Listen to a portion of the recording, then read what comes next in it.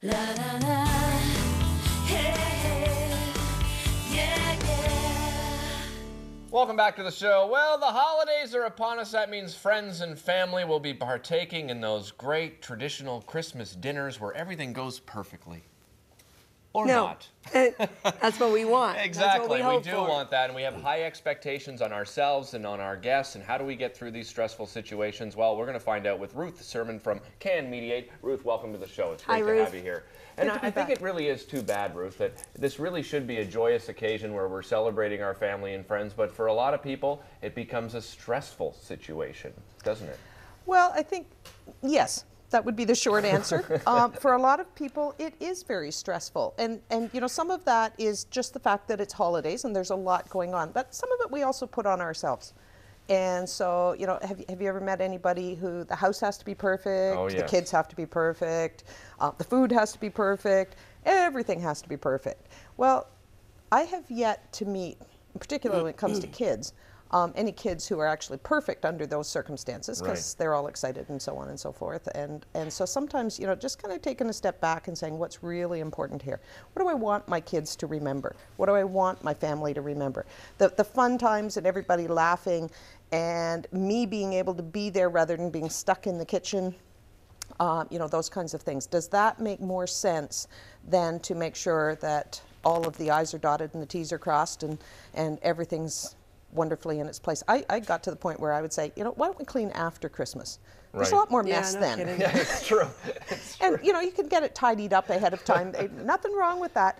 But clean up after Christmas because you're just going to mess it up anyhow. Yeah. So is that, in this instance, then, are you talking about setting expectations? Like, we set our expectations probably way too high. Should we be lowering them a little bit and just like being a little bit more realistic? I think the reality piece is good. You know, it's a lot easier to be pleasantly surprised by how things went.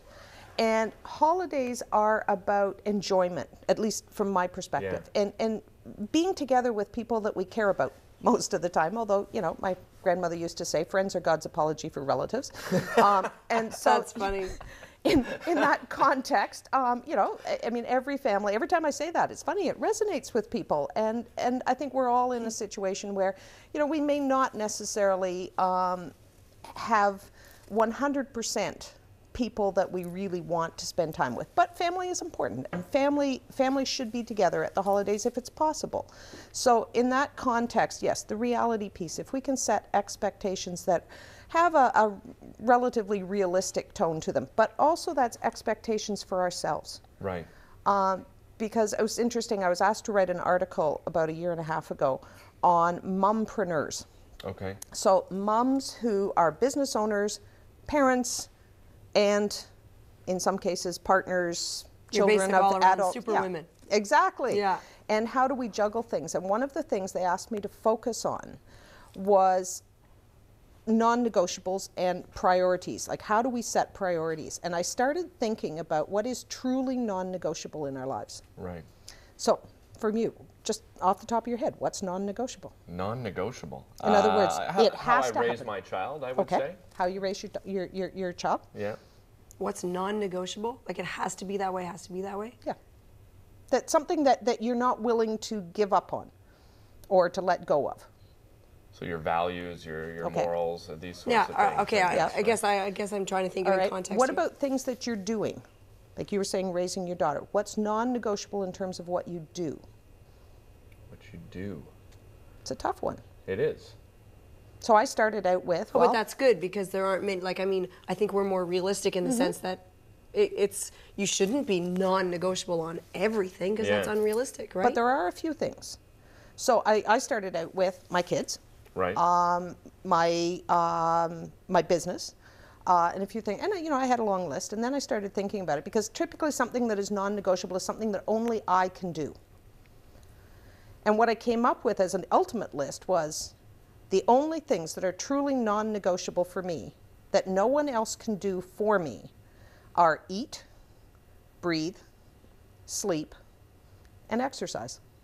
Right. Now, when we get stressed, what are the first things we let go of? Well, I'm a perfect picture of what's going on with that right now. I let it all go in 10 days, and look what happened. We stopped going to the gym, we stopped going outside, we stopped eating properly, we stopped exercising, we stopped sleeping, and we're trying to get everything done because it has to be just so. And if I let somebody else do it, they might not do it the same way that I do it. Yeah. And women, you know, and I would put this out there, women, because I think women have a certain predisposition to that, shall we say. We don't. No, I don't see that at all. I don't know what you're talking about, Ruth. Ruth, I mean, when it comes to the holidays and getting like family and friends together, let's talk about family specifically. There's sometimes some difficult dynamics that happen. There's old arguments that are still there, and you tend to have what I think you would refer to as these sniper shots, little shots that happen across the table that make everybody uncomfortable. What should people do in those situations when that's happening? Well, it's interesting because sniping is a strategy that often shows up at extended family occasions. Also shows up in workplaces and business meetings, but typically when there are other people around.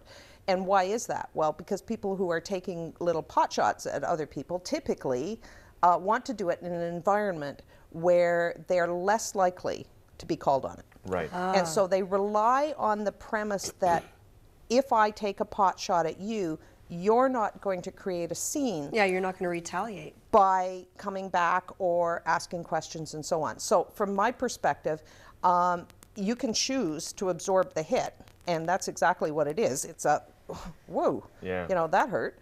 And it depends, but certainly around kids is one area that I've seen a lot of it. As a mediator, you know, we hear all kinds of stuff from parents. I've got kids of my own, and there does seem to be a tendency on the part of others to feel that when it comes to how you deal with your baby, how you raise your children and so on, that, you know, there's no boundaries. You can say anything, do anything, and everybody's going to be fine with it. And so, you know, you're sitting at the dinner table and you've got all of the friends in the family, and, you know, somebody spills something or makes you know, isn't necessarily acting with what in our family we used to call restaurant manners, you know, which was behave yourself.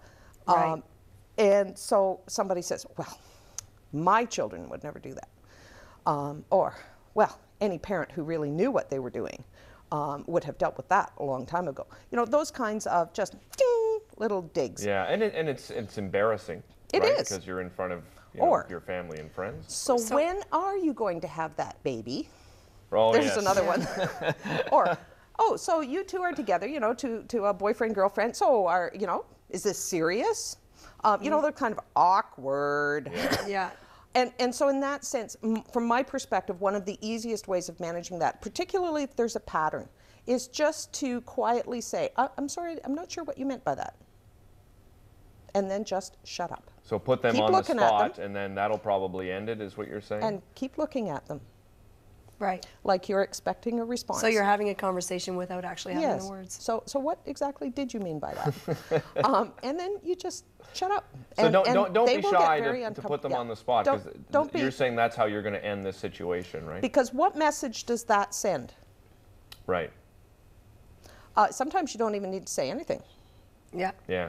Because what it does is it says, I'm drawing a line in the sand. I heard what you said. Not happy with it. And you need to go find easier fodder than me. Right. Because I'm not going to put up with it. That look intimidated me, by the way, Ruth. I know. You, you know have my it down father? pat. Do you know my father? You've got it down pat. Ruth, thank you have so 4 much. kids. Yes, you do. That's right. Just Thank you so much. These are great quick tips. Comment. Yeah. We do have a course coming up in January. Okay. We've got 2. We're doing another fundraiser for the United Way on January the 6th. It's a Thursday night.